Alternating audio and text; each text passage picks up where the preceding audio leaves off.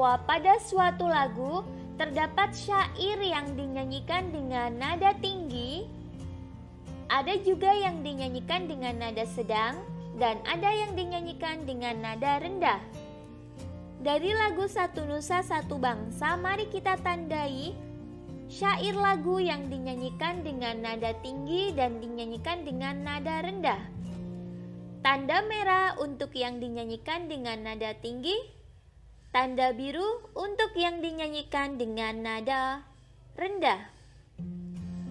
Kita mulai dengan yang dinyanyikan nada tinggi.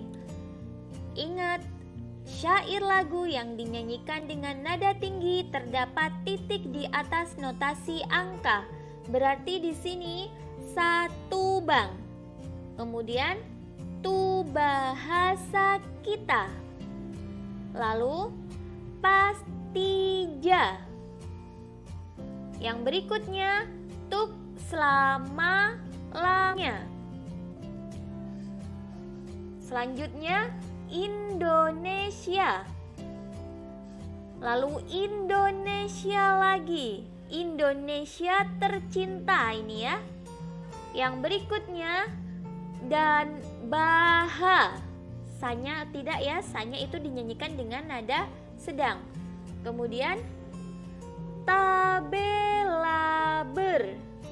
sanya tidak, manya tinggi. Oke.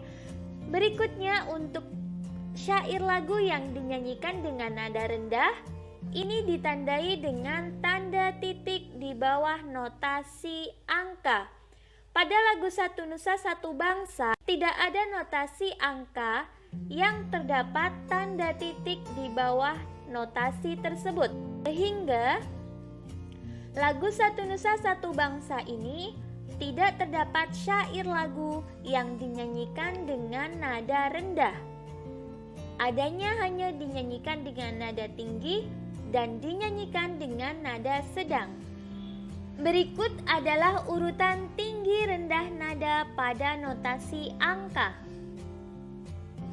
Semakin ke kanan, nada semakin tinggi. Pada notasi balok, semakin ke atas letak nada akan semakin tinggi bunyi nada tersebut. Perhatikan notasi lagu Satu Nusa Satu Bangsa. Di bagian kiri atas lagu tersebut terdapat tulisan tempo sama dengan lambat. Tanda tempo adalah tanda yang digunakan untuk menunjukkan cepat atau lambatnya sebuah lagu yang harus dinyanyikan. Secara umum, lagu dinyanyikan dalam 3 tempo, yaitu cepat, sedang, dan lambat. Berikut istilah tanda tempo. Tanda tempo allegro itu berarti cepat. Lagu dengan tanda tempo ini dinyanyikan lebih dari 60 ketukan per menit. Kemudian tanda tempo moderato itu berarti sedang. Lagu dengan tanda tempo moderato dinyanyikan 60 ketukan setiap menit. Yang berikutnya, tanda tempo largo. Largo berarti lambat. Lagu dengan tanda tempo lambat dinyanyikan kurang dari 60 ketukan setiap menit. Dengan menyanyikan lagu Satu Nusa Satu Bangsa, kita semakin mengerti bahwa meskipun Indonesia terdapat beragam suku, kita tetap satu bangsa Indonesia. Selain keragaman suku, bangsa, dan bahasa, di Indonesia juga memiliki keragaman agama. Keragaman agama di Indonesia. Letak geografis Indonesia di antara 2 samudra dan 2 benua menjadikan Indonesia sebagai pusat lalu lintas perdagangan internasional. Salah satu akibatnya, terjadilah persebaran agama dari para pedagang asing yang berdagang dan singgah di Indonesia. Pada awalnya, masuk agama Hindu dan Buddha yang dibawa bangsa India. Selanjutnya, datang bangsa Gujarat membawa ajaran agama Islam. Bangsa Eropa membawa ajaran agama Katolik dan Kristen, serta bangsa Cina membawa ajaran agama Konghucu. Jadi, keragaman agama telah ada sejak zaman dahulu. Dalam suasana keragaman beragama itu, setiap warga negara Indonesia dijamin haknya untuk memeluk keyakinan atau kepercayaan masing-masing.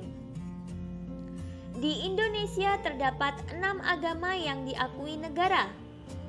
Keenam agama atau kepercayaan itu yaitu Islam, Katolik, Kristen, Hindu, Buddha, dan Konghucu.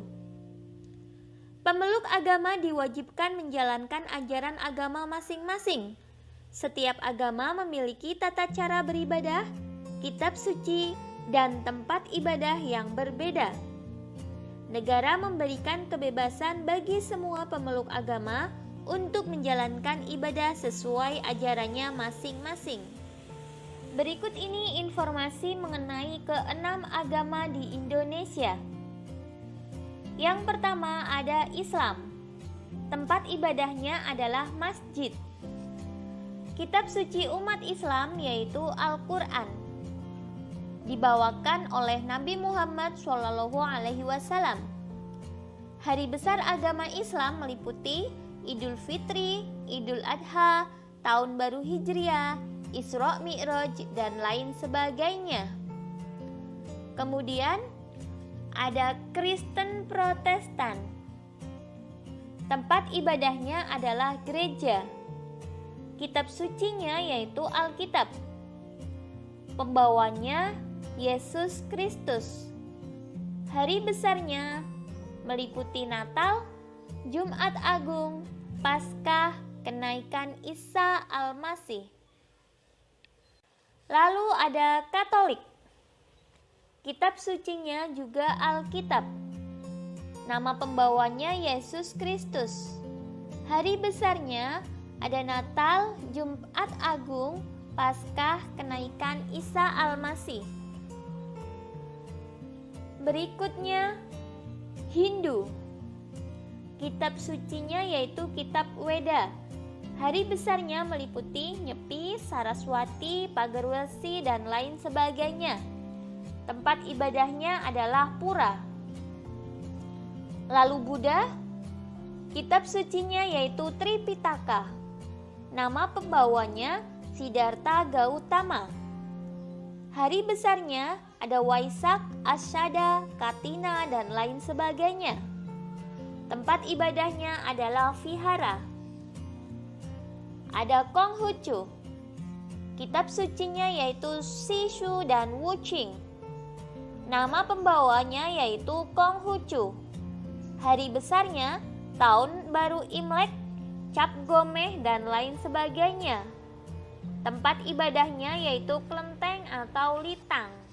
Dari teks keragaman agama di Indonesia, kita bisa menemukan ide pokok pada masing-masing paragraf. Untuk paragraf pertama, perhatikan paragraf pertama. Ide pokok paragraf pertama ya. Ingat, ide pokok itu terdapat di kalimat utama. Kalimat utama paragraf pertama terdapat di simpulan atau di akhir paragraf. Sehingga dapat kita tarik ide pokok dari kalimat utama tersebut, yaitu di Indonesia ada 6 agama yang diakui oleh negara. Lanjut ke paragraf kedua. Pada paragraf kedua ini, kalimat utama juga terdapat di simpulan atau di akhir paragraf. Sehingga kita bisa mengambil ide pokok dari kalimat utama tersebut, yaitu negara memberikan kebebasan untuk menjalankan ibadah sesuai agama masing-masing. Beberapa pengetahuan baru yang kita dapatkan dari teks keragaman agama di Indonesia yaitu diantaranya Indonesia terletak di antara 2 samudra dan 2 benua, sehingga Indonesia sebagai pusat lalu lintas perdagangan internasional. Kemudian Agama Hindu dan Buddha di bawah bangsa India. Bangsa Gujarat membawa ajaran agama Islam. Bangsa Eropa membawa ajaran agama Katolik dan Kristen. Bangsa Cina membawa ajaran agama Konghucu. Setiap warga negara Indonesia dijamin haknya untuk memeluk keyakinan atau kepercayaan masing-masing. Di Indonesia terdapat 6 agama yang diakui negara, yaitu Islam, Katolik, Kristen, Hindu, Buddha, dan Konghucu. Setiap agama memiliki tata cara beribadah, kitab suci, dan tempat ibadah yang berbeda. Negara memberikan kebebasan bagi semua pemeluk agama untuk menjalankan ibadah sesuai ajaran agama masing-masing.